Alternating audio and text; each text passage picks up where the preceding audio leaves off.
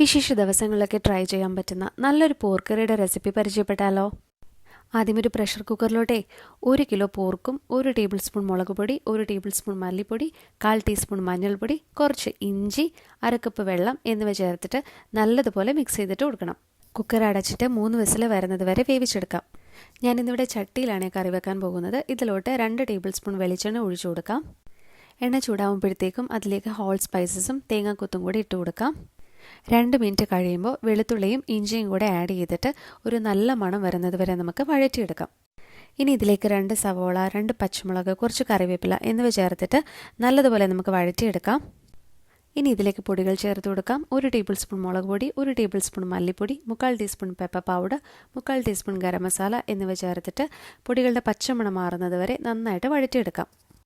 ഇനി ഇതിലേക്ക് വേവിച്ച് വെച്ചിരിക്കുന്ന പോർക്ക് ആഡ് ചെയ്ത് കൊടുത്തിട്ട് നന്നായിട്ട് മിക്സ് ചെയ്തിട്ട് ഒരു 10 മിനിറ്റോളം നമുക്ക് മീഡിയം ഫ്ലെയിമിൽ വെച്ചിട്ട് വേവിച്ചെടുക്കാം. 10 മിനിറ്റ് കഴിഞ്ഞപ്പോൾ നമ്മുടെ പോർക്കിൻ്റെ അവസ്ഥയാണ് ഇത്. നന്നായിട്ട് കുറുകി വന്നിട്ടുണ്ട്. ഇനി നമുക്ക് കറി ഓഫ് ചെയ്യാം. അപ്പോൾ ഞങ്ങളിന്നിവിടെ പോർക്കും നല്ല പാൽക്കപ്പയും പൊറോട്ടയും കൂടിയായിട്ടാണ് കഴിക്കാനായിട്ട് പോകുന്നത്. നിങ്ങളെല്ലാവരും ഇത് ട്രൈ ചെയ്യണം കേട്ടോ.